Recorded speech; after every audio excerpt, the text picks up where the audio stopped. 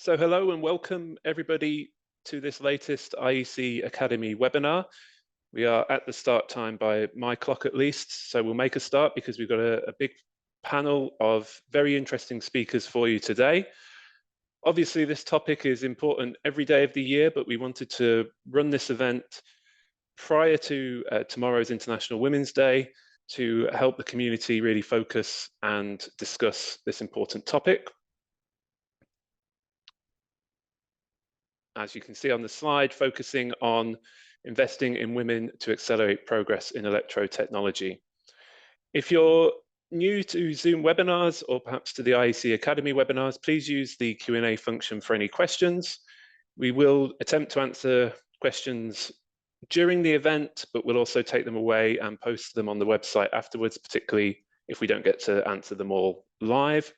But the recording will be available with the Q&A document on our website.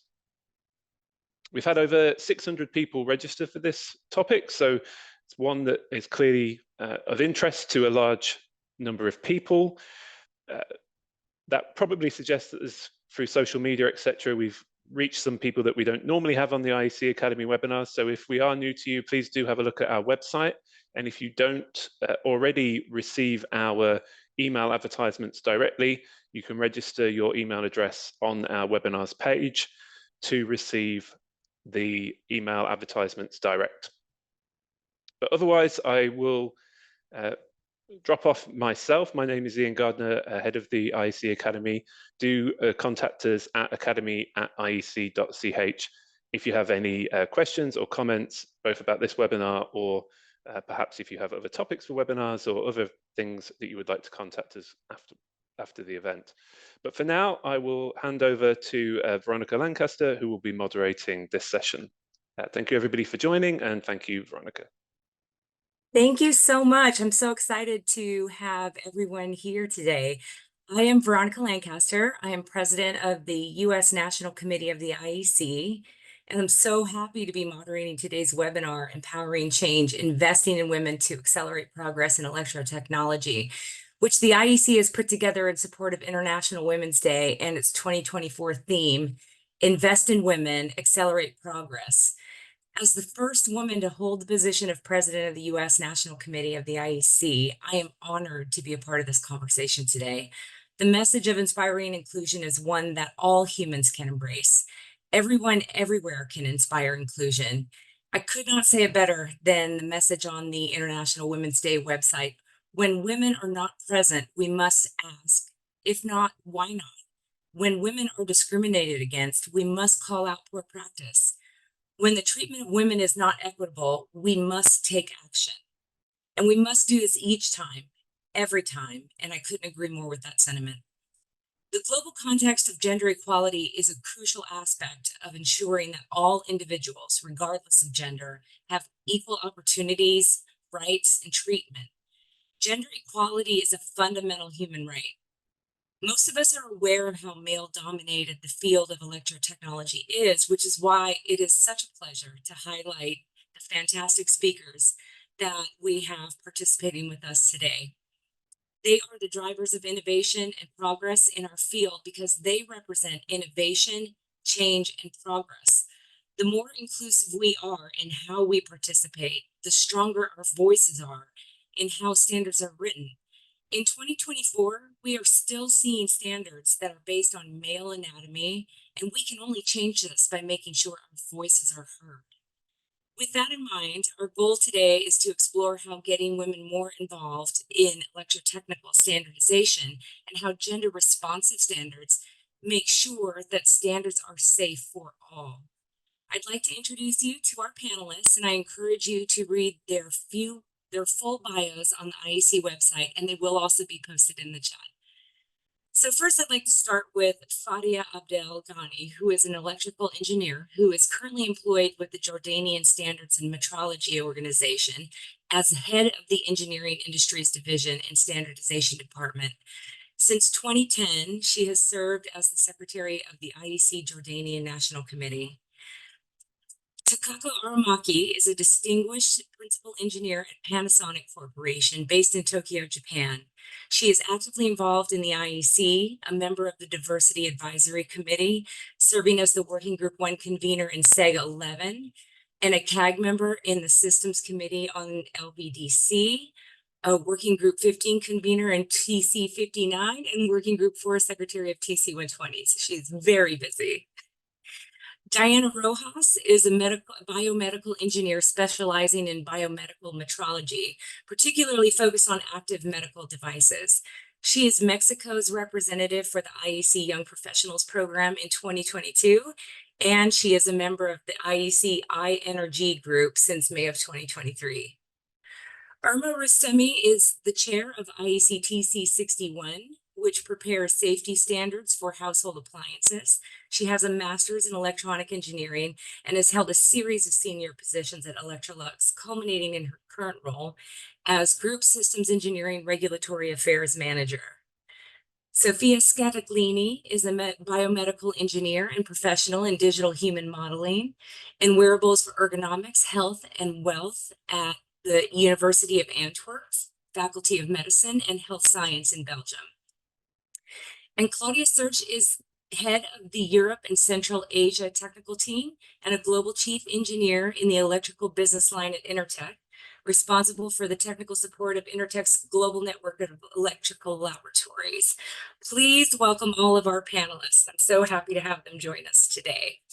So before we dive into this webinar discussion, let's first listen to some introductory remarks by Mr. Philippe Metzger, IEC Secretary General and CEO.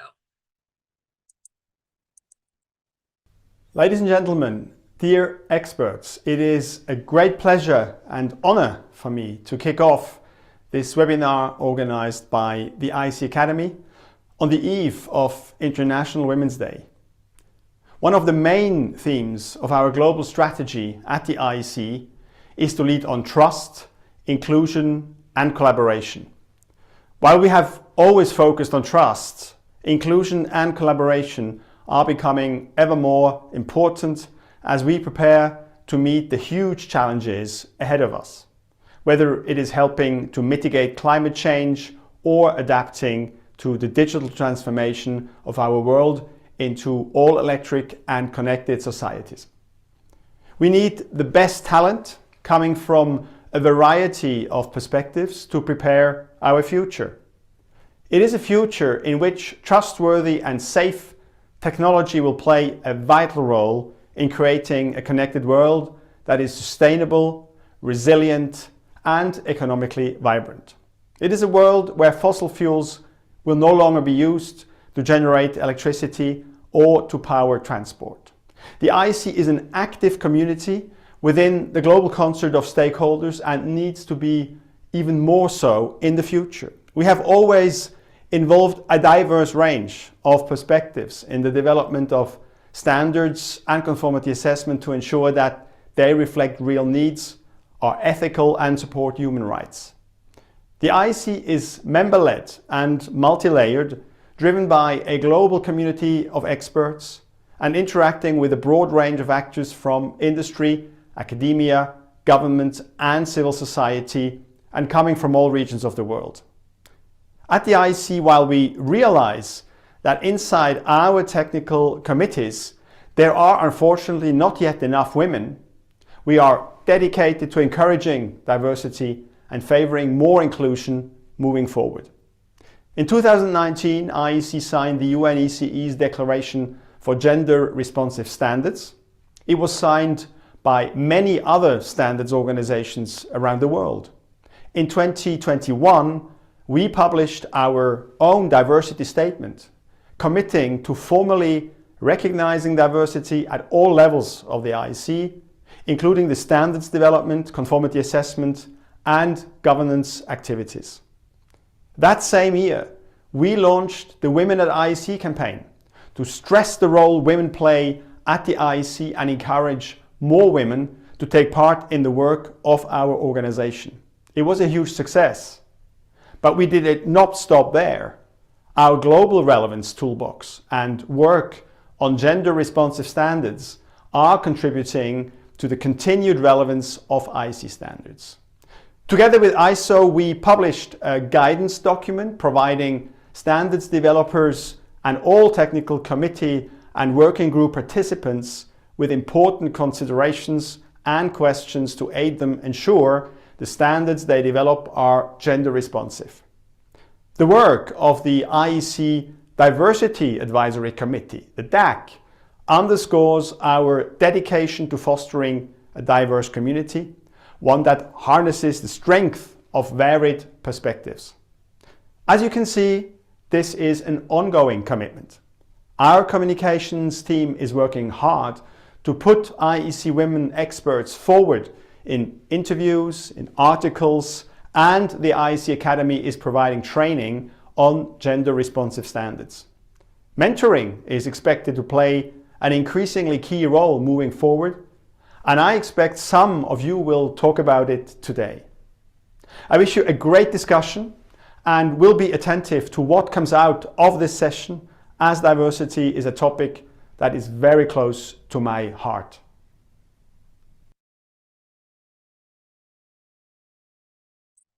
Well, that was quite a lovely message. It's also very close to my heart, and I'm sure very close to the hearts of all of our panelists today. So we will jump right into our first set of questions. And I'll ask some of our panelists if they would like to respond to our first question. So I was reading recently in the Harvard Business Review, they reported that women are directly or indirectly responsible for 72.8% of US consumption, and they make 85% of all consumer purchases, which is resulting in the control of over 20 billion in spending. And that's estimated to reach 28 trillion in the next 5 years. So with that in mind, can you discuss the importance of gender inclusive practices on innovation and productivity in the electrotechnology sector? And what impacts have you seen and what would you like to see? So I'd like to start with Fadia.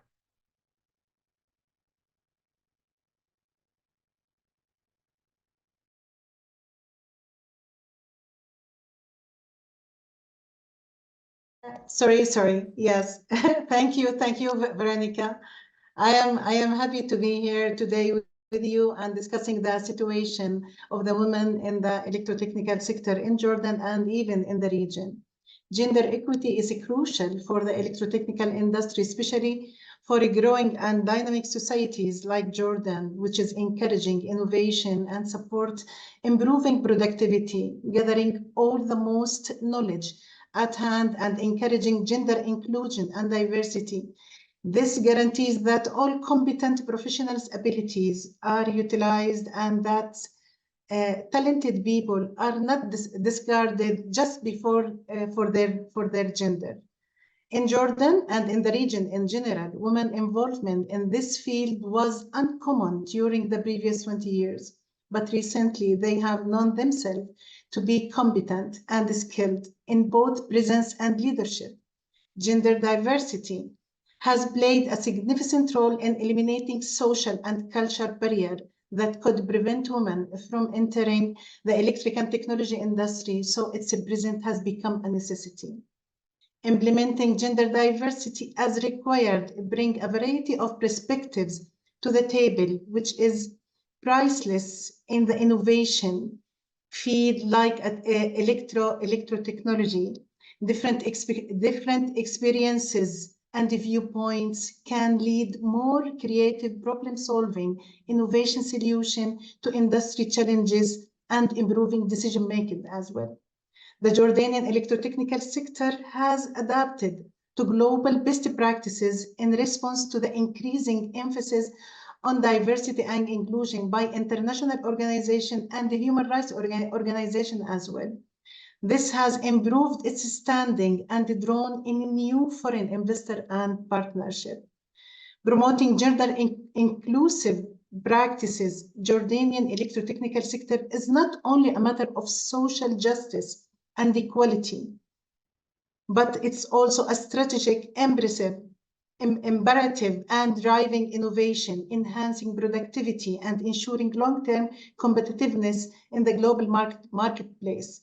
By embracing diversity and inclusion, companies can unlock the full potential of their workforce and contribute to more exciting and sustainable industry ecosystem in Jordan. Thank you. This is my point of view on this. Yes, thank you so much. I agree. And I think it's an exciting time with women having so much control over such a large amount of spending. Hopefully, all of our fellow engineers will start to take notice and write standards that support all of us. So I'd also like to ask Diana if you have thoughts on this as one of our young professionals. Thank you. Well, first of all, hi everyone, and thank you for the invitation. I'm so glad to be part of this. And pointing to your question, well, essentially, we buy what covers our needs. If we don't find it, we will look for it, whichever the industry is. So from the customer side, we are decision makers. If it works, we buy again, but if it doesn't, we go back. So from the provider side, that means our product or service is being accepted or not. So we need to start to analyze this, because who is the decision maker, and not only who will be the final user. Also, we need to look for different perspectives to find that our product will be accepted, because all of us are different. Can be something as simple as factors such as the weight, the dimensions, the usability, the interface.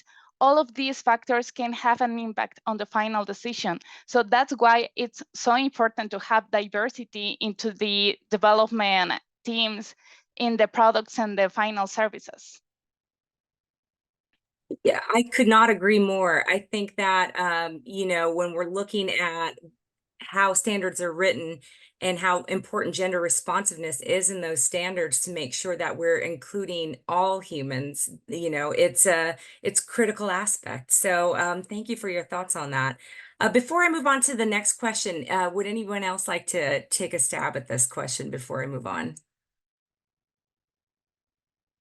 No, okay, great. Well, I'll move into the next question, which actually takes a little bit more of a deeper dive into that exact aspect of gender responsive standards. We are all well aware of some of the challenges that still exist, as I mentioned earlier. And some other examples are the use of the male head form in ISO for testing, or the male crash test dummy used in car crash safety testing. But some women, like Astrid Linder, they've taken on that challenge. She created the first female crash test dummy in 2022, which is now being used by Volvo.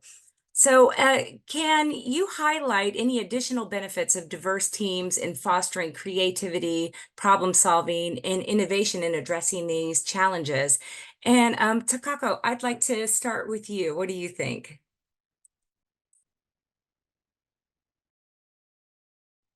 I think the gender responsive standards are very important.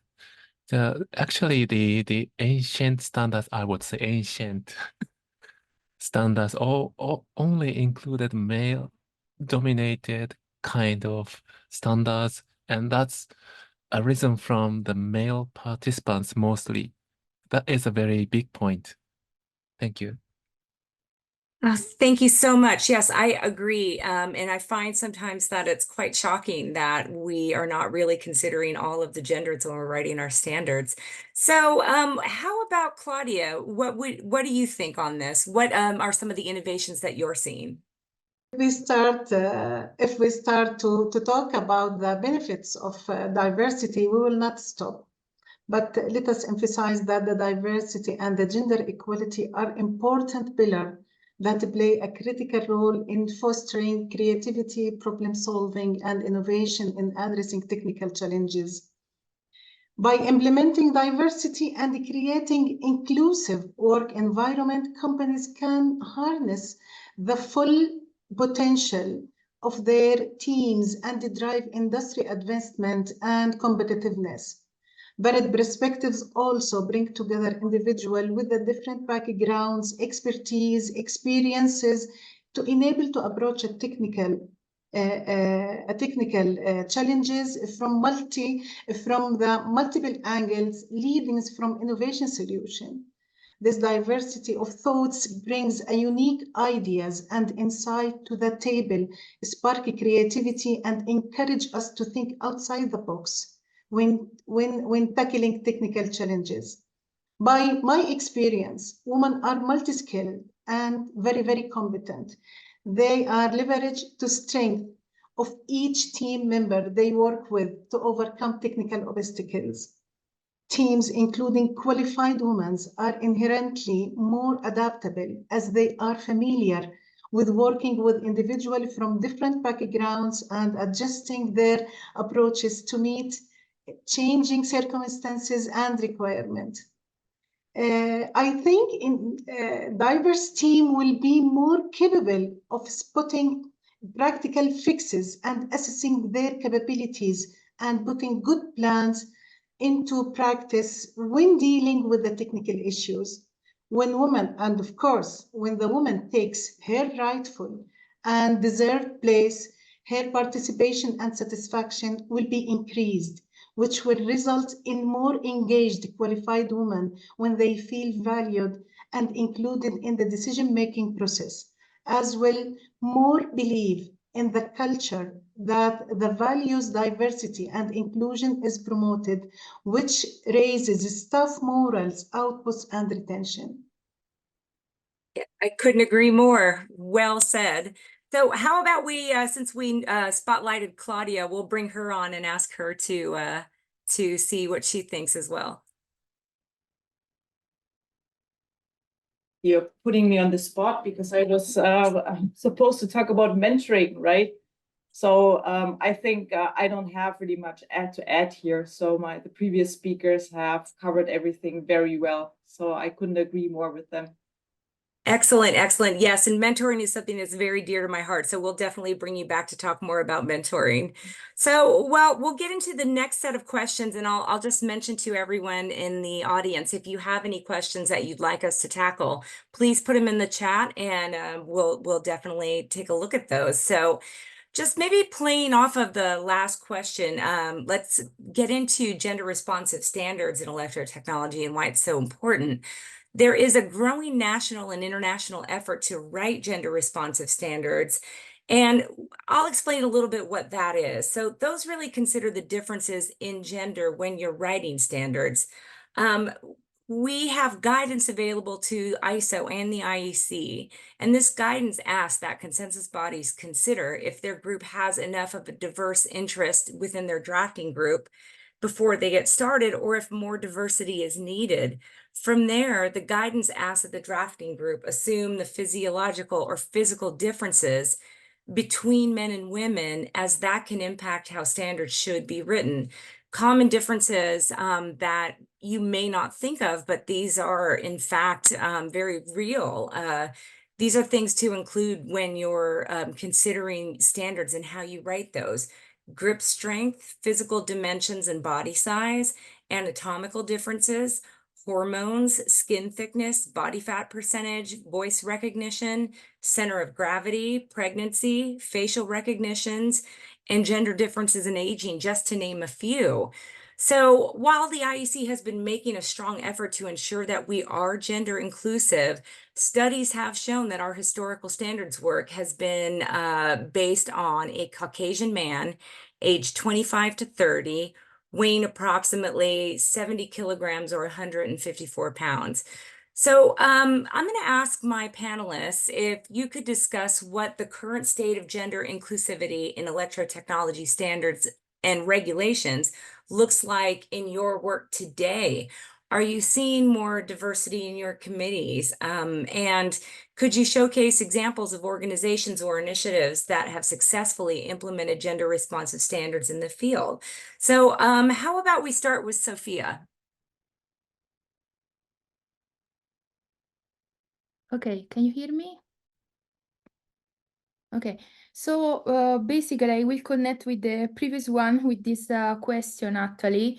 So when you speak about crash test and dummies, I was raising the hand to interview in that domain because I'm a representative chair of human modeling simulation, also an international ergonomics association. And what we are seeing really as in the literature also, it is also women, they have more whiplash injuries in automotive sector.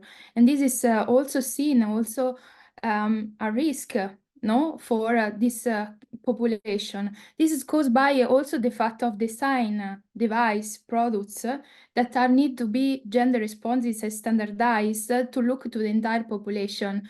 And until now, as you see also in crash test, yeah, before were only addressed anthropometrically speaking by male, and this create problems in automotive sector, even when you try to reach the seat in a good way, so we need to really think in automotive sector, but also in other domain, like I'm also in the standard of IEC in TC124 for wearable technology. Look not only to the electronic hardware of the device or thinking more to the software, but also how we need to design products for the end user. And the end user should be can be somebody like related by gender characteristics. So we are looking female, male, but also we need to think about that person has some disabilities. So we need to really try to design for the entire population. And this is what we are trying to do also in our 4D4O laboratory, to use for the scanning technology and wearable technology to assess this according with the standard, to look to the entire population that for us are the end user. This will represent something more inclusive, no? And also we will have less risk also to have injuries, and we are more safe also for the entire population. This is my message also to the standard, to have more participation this way. In this way, I also promote female a lot. Since 2019, I'm founder of Digital Human Modeling by Women. That is a group that was promoting since years in human modeling simulation, try to have more participation of female in this, let's say, domain that is more STEM, so even engineering domain that sometimes is more male-dominated, but also look to, when we do research or study something, to also include female. Do we need to do more research in automotive sector to include female participation on like crash dummies or even anthropometry characteristic, wearable technology, everything related to that. So it's a nice opportunity today to claim this, and I hope this it's a take home message, let's say, and text IEC to say that.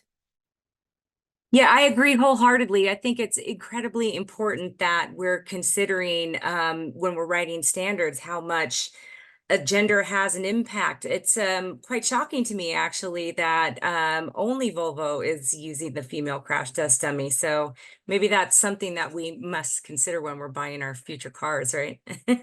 So before we go on to some of the questions we're getting from the audience, I'd like to ask Irma if you have any thoughts on this as well before we jump in. Yeah, thank you, Veronica. I speak on behalf of an organization in IEC, which is responsible for standards of domestic appliances. And domestic appliances, as the word says itself, are used in billions of houses around the world. And we're developing standards with, of course, keeping in mind the characteristics that these products must have in order to be used safely by the full range of our users. We have been doing progress in the past years about inclusion in the scope of our standards of vulnerable people, those that are aged people or impaired people, people with vulnerabilities in terms of sight and hearing impairment, children. We have very young children being scoped as well. And recently, we have got as well quite a good area of operation in terms of adequating our publications about the main users of our appliances. Normally in homes, women would be the ones, the main users, as we consider. Those are also the as you said at the beginning, Veronica, the ones that are also deciding on purchases to be done on appliances. So in terms of defining the use cases for our products, moving towards new technologies that we're implementing, like the voice recognition you said, the way in which we can render those products as much convenient as possible is becoming more and more imperative in terms of taking into account all these types of usages. So we have started developing concretely new requirements in our main body of the standard. We have a huge number of standards, almost 126 types of products, and we have as well a general publication which covers general safety requirements for domestic products. We have been developing now new requirements since 4 or 5 years about smart connected appliances, or appliances that are connectable to internet, delivering more use cases in terms of smart features to final users. And in some specific cases, for example, kitchen appliances that have smart functions enabled, we have been looking at enhancing the capability of hands-free cooking, for example, for induction hobs. We've been looking at a lot of characteristics to be added there. And most of those use cases are coming from our women engineers that are participating in the work. So we've been seeing increasing number of new engineers coming in our organization. This is dominated anyhow now for almost 70% still by a lot of men engineers. We're in a sector where there's still a highly, let's say, concentration of engineers coming from around manufacturing industry, laboratories, regulatory bodies. But still, let's say the consensus on finding final requirements for our standards comes a lot with keeping in mind as well these use cases. On some practical projects that we have currently active, we're working on development of new test probes. These test probes are normally used to access hazardous or moving parts of our appliances. To name, for example, range hoods, which I think everyone has in their kitchens. We look at the edge borders of our appliances, like dishwashers when you're using them, make sure that when they are opened or when they are used, they're not causing injuries. And in the past, the probes that we were using, as you mentioned, Veronica, they are coming from normal Caucasian men, age 25 to 30 years, with certain type of physical characteristics. We're now looking at expanding that to have as well represented women in terms of anatomic specifications, like, for example, the hand, the length, the way in which the, let's say, the forces that are applied to these probes for the test are also representing the grip from human woman perspective. We have as well development going on about some specific small appliances right now. For example, for the steam pressure cookers, the handles, the way in which they have to be opened when the steam pressure has reached a certain threshold. The standard has been developed in the past, considering just a standard force coming from an evaluation, as I said, from a simulation of a man's hand. We have used a panel of 10 women to test properly the average force that is needed for a woman to open properly that handle from the steam pressure cooker. And of course, looking at the future, I cannot promise right now that 100% of our standards will be, of course, considering gender responsiveness to such extent, but we're definitely looking at that. And of course, expanding on the technologies that we're developing, that would be definitely one of the key points to be considered. Last words about that. I myself am, let's say, one of the cases in which gender responsiveness is showing how IEC is taking care of that. When I was elected as chair of TC61 2 years ago, there were 4 candidates in the race, and 2 of them were men and we were 2 women. And when I got elected, let's say one of the main messages from the Secretariat was that in view of gender responsiveness, and of course, also satisfying the characteristics that you need to have to chair such an organization, it was a good, let's say, a success story for me as well to be elected as a woman heading that organization. Thank you so much. It's so inspiring. Yeah, I couldn't agree more. And I've seen some of those changes myself. So in my participation in TC100, I started probably in 2013. And I started networking with a small group of women that were participating as well. And this grew into a larger and larger group. In fact, we started having our let's say twice a year women's dinners. And through that support, the chair of TC100 is also now a woman. We've had chairs in our advisory committees as women, and I've gone on to become president of the U.S. National Committee. So I think by not only seeing each other in these roles, we inspire others, which is the whole message of, International Women's Day this year, to inspire inclusion. So congrats to you, Irma, for doing that. I think you're very inspiring, and I hope that we're inspiring others to do the same thing. So what I'd like to do now is answer some of the questions we're getting in the Q&A. One of the first ones, and I'm just going to go ahead and answer that live, is the question is, can you give us advice on how to level up and turn being a woman as a strength in this field? I am an electrical engineer myself, and in my first job right now, where my country was dominated by men. So we're just going to answer that live, and I'll take a start on that, and I'll just say that from my perspective, the best advice I can give you on leveling up and see yourself as being strong is the fact that you are a woman. That is a strength in this field. Our voices are generally missing. So if you think about the fact that 70% of men are the ones that have the voices, simply by speaking up, you are making sure that your voice is going to be heard. And that's half the battle sometimes, is having the confidence to speak up and know that your voice is just as important as others. And in fact, if anything, I think that our voice is missing sometimes. So we have a stronger voice simply by using that. And I think the fact that we do have characteristics that should be considered in standards, it's because we've not been a part of that conversation that we're not really, making sure that our characteristics are defined in the standards. But that is where your strength is. And I see Sophia has her hand up. So Sophia, I'd love for you to jump in. Yeah, so basically, I completely agree with you. And when I founded the Digital Human Model by Women was also for that, not to be like a feminist group. Indeed, I want to tell a story. So the story was very short and fun. So basically, I start to organize Congress for female, so panel of female only participation in Congress. But then I have knocked on the door, say, what you're doing is amazing, can we join? So I understood that we don't need to be like feminist in some sense.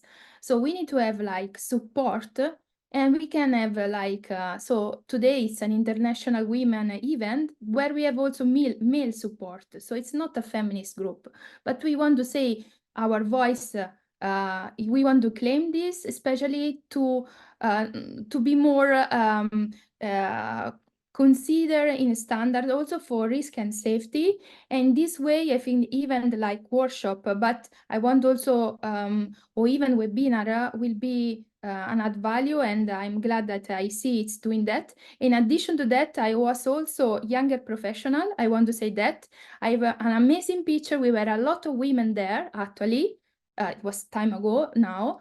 But I mean, I met a lot of women. I was impressed, actually. I have like a female picture at home. We were more than 30, 35 in this picture. So I was impressed also about the internationality and the possibility that IEC permits also to give us as women to be more, to be part of this group and claim that. So it's something that we start already, but we need to go ahead, let's say. And thanks also you today to be our chair of this panelist, let's say.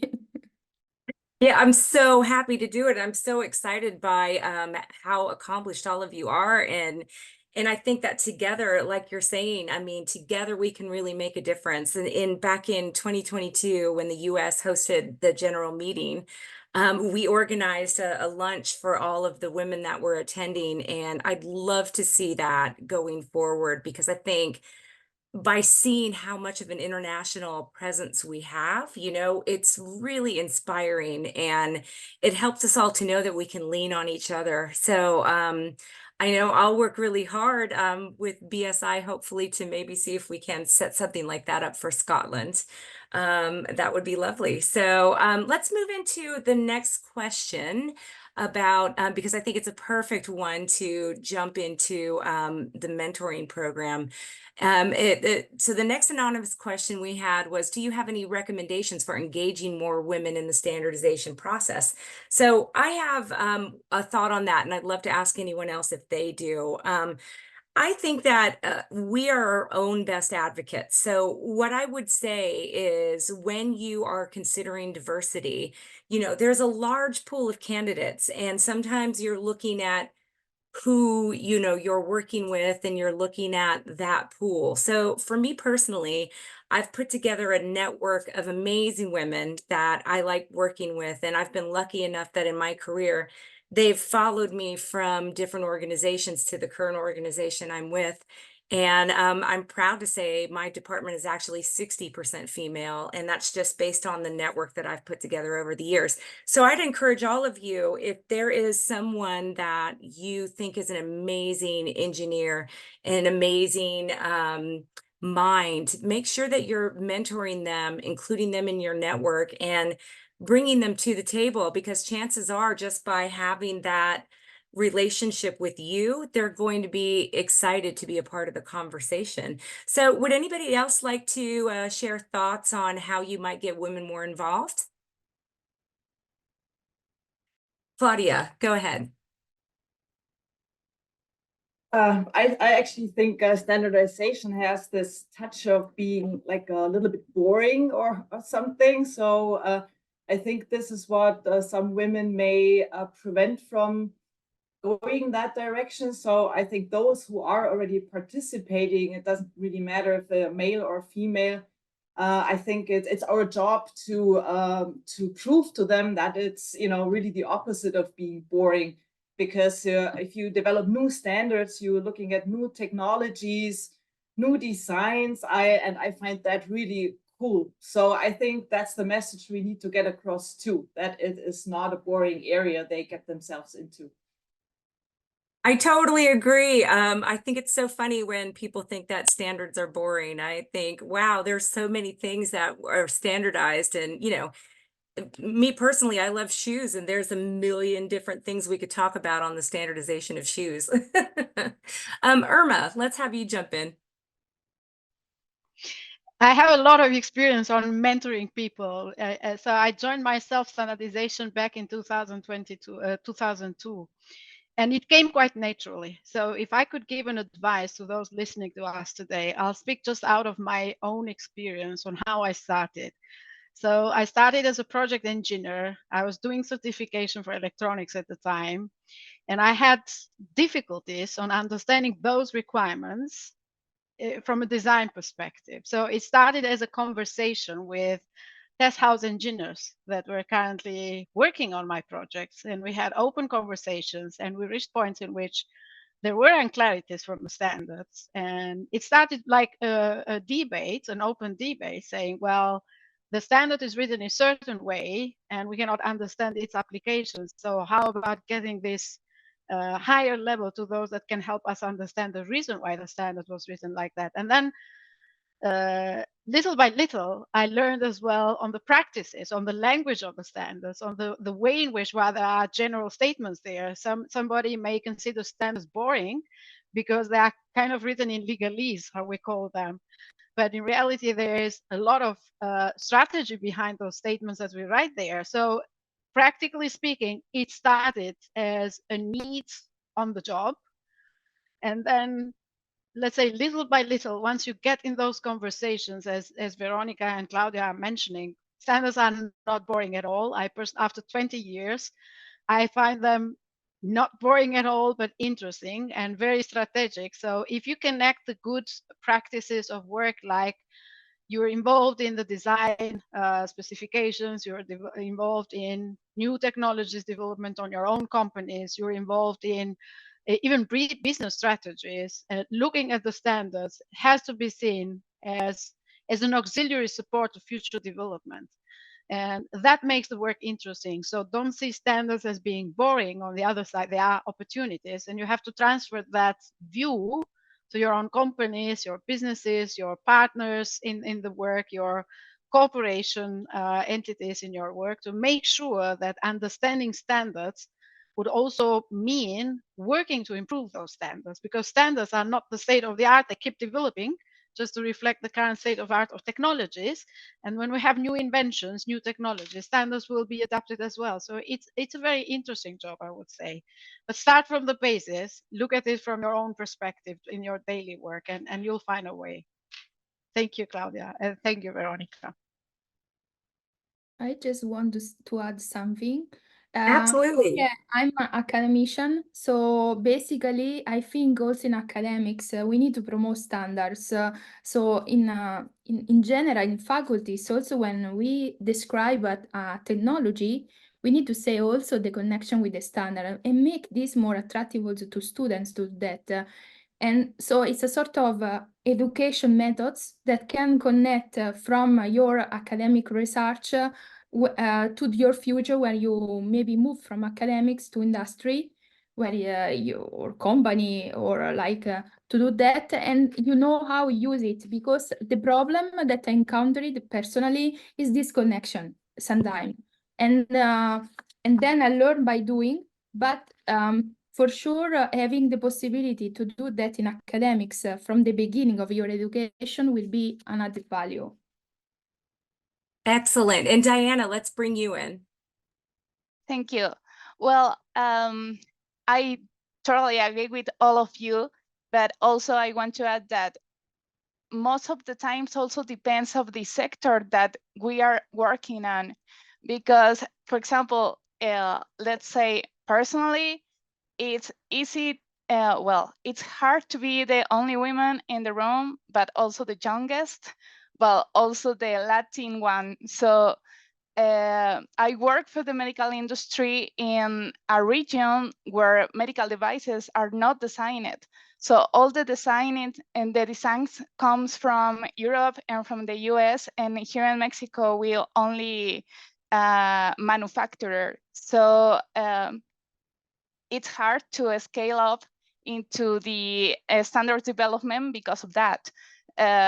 And also, I think that one of the practices that we could encourage is the remote control when available, because that gives us an opportunity, a chance to be part of the decisions directly instead of only in the final side. Yes, thank you so much. I agree. And, you know, I think we need to get you involved and Mexico involved in TC 124. So I'll be bugging you later today, which is wonderful. So, and that's a great example of, you know, when you see someone that you know will bring a great voice to work that you're involved in, invite them to come along. You know, that could be the thing that makes the difference. One of the things that I think is still quite shocking when it comes to you know, standards and the use of the crash test dummy, because it's so stark. I mean, women are at 73% greater risk of being injured or killed simply because the male crash dummy is the current standard. The majority of safety policy and research, it's based on a 171-pound, 5'9" male body. It's 26 pounds heavier than a female. And we have huge differences in our anatomy. So when you're strapped into a seatbelt, imagine if all of the testing is based on male anatomy, it makes sense why we're at such a greater risk. And to use, they use a 12 or 13 year-old male in place of a female to represent our female gender, which is, to me, quite crazy, because a 12 or 13-year-old boy, it represents only 5% of women, really, based on our actual anatomy. So we have so many great questions, and I'd love to answer some of those questions. And one is, how do you handle any gender biases or stereotypes you encounter in the workplace? And that's a great question, because it's a sensitive one, right? I think that despite the fact that it is 2024, that does still happen. I've had experiences myself, and I'll not name any names, but I'll say that, you know, I've been involved in discussions where in the past 12 months, someone's asked me, you know, if I was feeling too emotional, which I thought was quite offensive. And I thought I was far less emotional than the male that was speaking with me at the time. So I think it's difficult for women because we do have these stereotypes around our reactions. And I think it's frankly unfair. What I've found with a lot of the women I work with, especially in the electrotechnology field, is that we're usually the most calm, the most rational, and we're tending to be in a place of needing to prove ourselves to our male counterparts. And in doing that, I find that we end up, you know, providing quite a good example of how to react in these meetings and how to negotiate. And I think it's unfortunate, but I think that most of the time when you're trying to address bias or stereotypes, for me personally, I've found that at least being aware of what those stereotypes are, that puts me in a place to react in certain ways and make sure that I'm being as calm as I can be in certain circumstances. And what I found is that it's actually worked out to my benefit. You know, I'm really happy about the things I have accomplished in my life, but I think it's because I'm aware of those stereotypes, and I make sure that it's in the back of my mind at all the time, and I'm sure it's the same for everyone else here. Sophia, I see you've got your hand up. Yeah, I want to say something actually. So basically, yeah, for sure, sometimes we are less in the participation. It is true. But you don't need to listen to others, because if you listen to others, then you absorb information that are negatively for you. So what I suggest really, it happens also to me when I organize Digital Human Model by Women. I had like an academician say, okay, you do this, but then you are the only chair, women do that. Yeah, I said, okay, I will do it. And then actually we had a lot of participation. So don't stop yourself. So go ahead. And at the end, don't consider that because you are female, you cannot do. Everybody can do. It's your mind that need to understand this. So, and if the other want to stop you sentimentally or like harassment or whatever at work, continue, because if you are in a right way, what stop has no sense really. Totally agree. And that's a great message. So before we go to final thoughts from each of our panelists, I'd like to just say one other thing is that I'd mentioned this at the beginning of the call, but I'll say it once again. And this is straight from the International Women's Day website. When women are discriminated against, we must call out poor practice. When the treatment of women is not equitable, we must take action.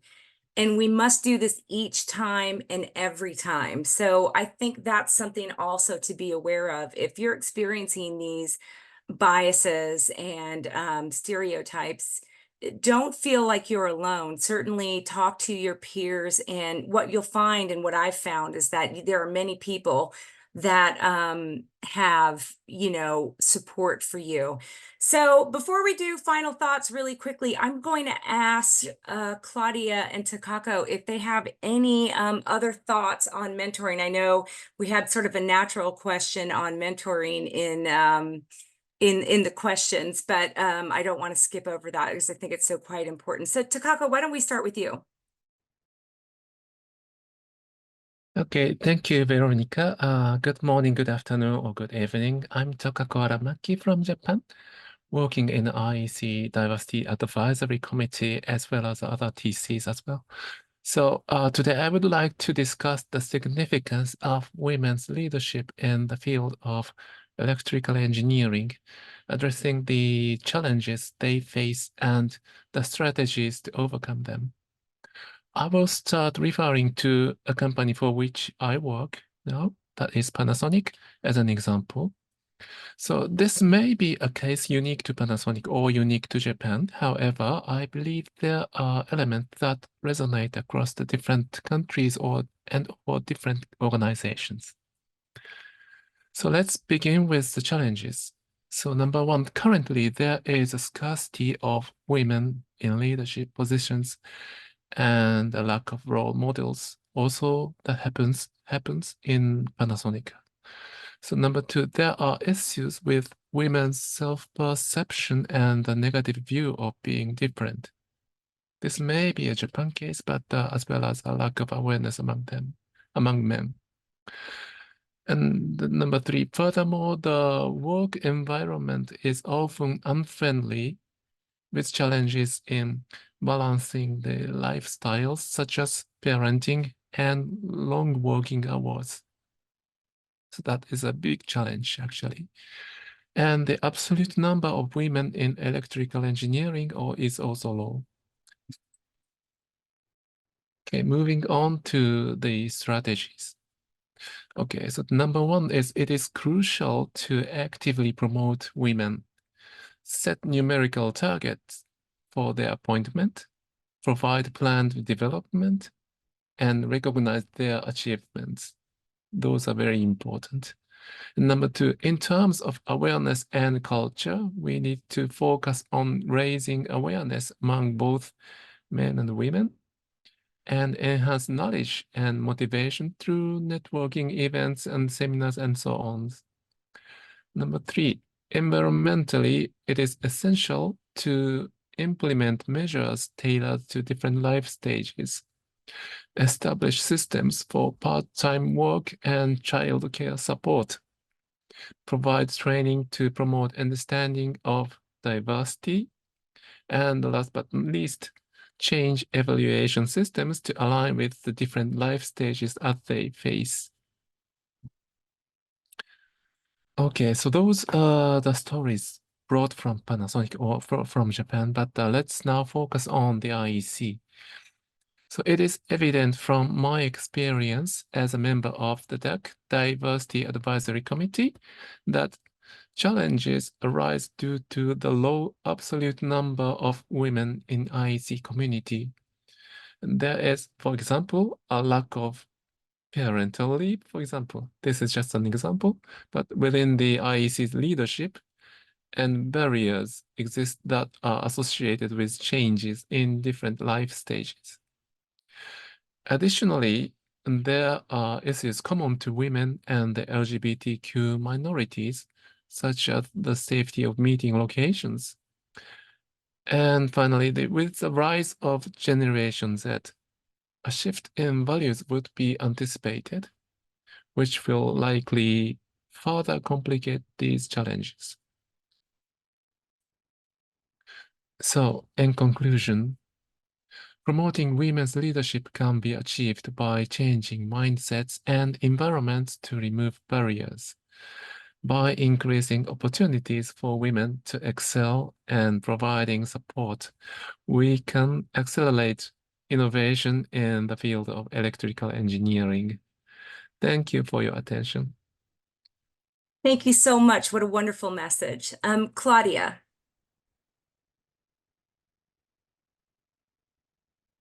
Sorry, I didn't find the right button. Okay, yes, I'd like to talk about mentoring a little bit. I think the last years, a lot of efforts have been taken to get women into engineering, but later on, many quit. They doubt themselves, they're hesitant to make decisions, they don't push forward to the next career step. So I feel these are invisible barriers, and they are still driven by common misconception, like women lacking the skills for jobs in engineering, which we all know this is not true. And I think here, involvement of a mentor can make a huge difference. So I share some stories of two women I mentored in the past, where I feel we were able to break down at least some of the barriers. And we talked about the TIC industry before testing, certification, and so on. So both have in common that they started out as safety testing engineers. And for me, for both women, the mentoring aspects were a little bit different. So the first was a junior engineer. I mentored from the day she was hired. Was very shy, so very obvious you need to focus on the basics, technical skills, process-related skills, communication skills. So to give her the confidence to get to the next step. Process was slow, some setbacks, some hurdles to overcome.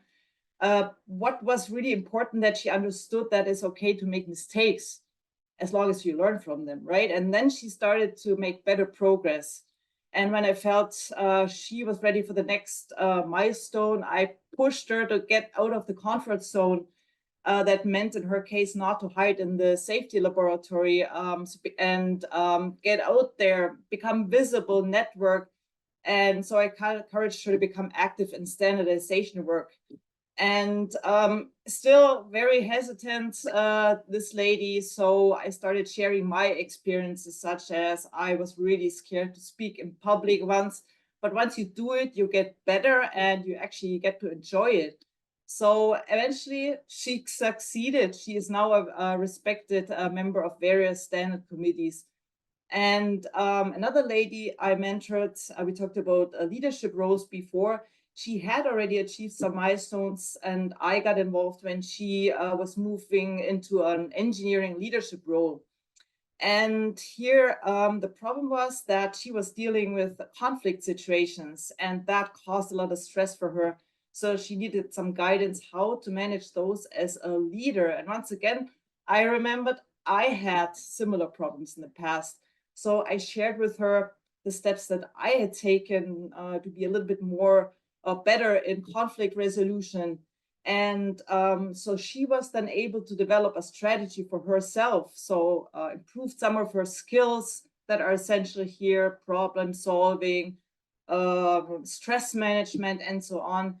So, and I think to have a plan in place, that is already an important milestone and an important step to take on the way to become an engineering leader. And if I look back at the mentoring I have done, I think there's one key to success. It's very simple, but very powerful at the same time. You need to be available for questions, guidance, share experiences, not only the good experiences. I heard before we faced some challenges dealing with our male colleagues maybe. So we should also share the failures, the mistakes we've made. And then also you need to work together for a certain amount of time. You have to form a bond. So only then you understand the strengths, weaknesses of the person being mentored and where the barriers are. And then a strategy can develop how to break them down. So thank you. That was my... Thank you so much. It's such a great message. And I know we're just a smidge over time, but this is such a great conversation. This has been the fastest hour.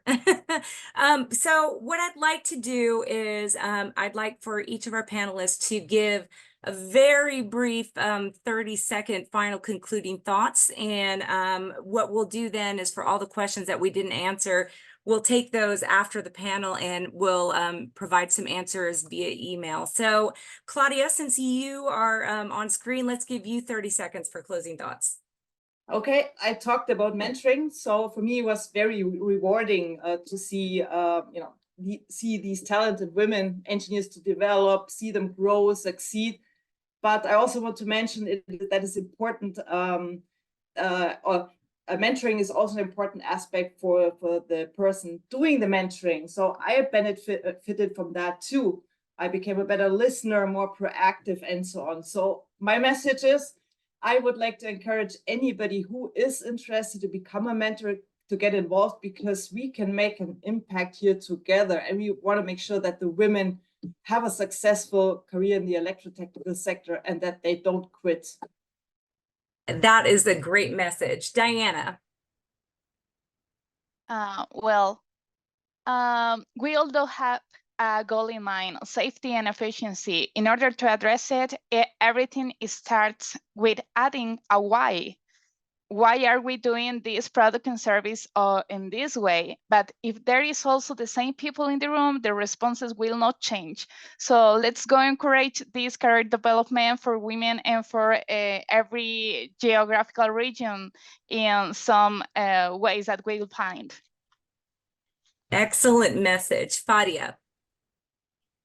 Today, during our celebration of the International Women's Days and our discussion about the importance of the woman role and how we can invest in women, I think let us raise our voices as a free, qualified woman against wars, and for the free life and for the equal opportunities for all. Because in our region, more than 30,000 people have died as a result of the exceptional circumstances that our region has been going through for more than 5 months, the majority of them women and children. This has one of the worst effects on humanity as whole. If the woman who may be a mother, sister, daughter, or a friend, or all of them, doesn't die yet, then losing at least one of her family member, she will have a major effect on her, and this will increase her suffering and responsibilities. So we need to achieve human justice at first, then to think of its better investment. This is my message for that today. Thank you. Such a strong message, and you have my entire heart with you and all of your region. Sophia, let's have you give some final thoughts. Yeah, so basically I would like to say to everybody that we need to give also occasion for women, not only speaking on mentoring, but to give also occasion. So let's say what I would like to support, it's also that in standard, but even in academics or in companies, we need to give also occasion to women to become leader. Because sometimes it's not that we don't want to become, but sometimes there are something that is not happen because they put some steps and say, yeah, maybe some better a male without less problem than a female, like you know. But I will say to you, believe in yourself, believe that you can do, and go ahead. And also you will have a lot of maybe during your pathway, you will have like problems, or you want to stop. Never stop, because then I think that you need to do this for the other women. So your step is important for other women to make it happen. And secondly, regarding standards, because we are here also for standard, we need to try in our group also to be more gender responsive, for not only because we want to have more female participation, but we are speaking about the safety now. So if we make this happens, we will be more safe for the entire population, and this is what we need to do. Thank you so much. Takako. Okay, my thinking basically is to encourage yourself to voice out your opinions and suggestions. And if possible, bring those messages to the National Committee or to the IEC Diversity Advisory Committee, which is a good system to think about the balancing in the diversity levels. So your contributions are invaluable. Let's continue Thank you. to Thank you break so barriers. much. Yes, yes, so great. Such a great message. And Irma, will leave you with the last set of final thoughts. Yeah, thank you. So I'll reiterate what you said here, with one difference. I guess all of those connecting today in our webinar are women who already are inspired or have to do with technology. I guess most of them are engineers, as we see. So they have already made the first choice in their life. So we're not speaking just to general panels of women, but we're speaking to women that are already in the technology. So I'll reiterate the same message: believe in yourself, never give up, even if you fail. That's my personal advice. So don't give up even in front of failures, because you learn from failures. And if you are attracted and you believe that standardization could be one of the priorities in your career, in your growth, you could use your local national organizations. So start getting in contact there, starting contribution through the national committees, because in IEC we work with national committees. We don't have just a general organization that is on top of anything. All our experts are coming from national committees. And if you're part of a nation which is not a participating member, we do have, for example, in TC61, a lot of participating member and a lot of observation members. Well, already that move from observations to full team membership, which means participating, working, giving contribution, is already a good advantage. And just be passionate about your work. So if you like your work, everyone will understand that you deserve it. Yes, thank you so much. And thank you for everyone that joined us today. I think the message, truly believe in yourself, is a strong message. We believe in you, and we will continue to support you and each other throughout this process. Thank you for joining us. Thank you, IEC, for organizing this, and we look forward to continuing this conversation.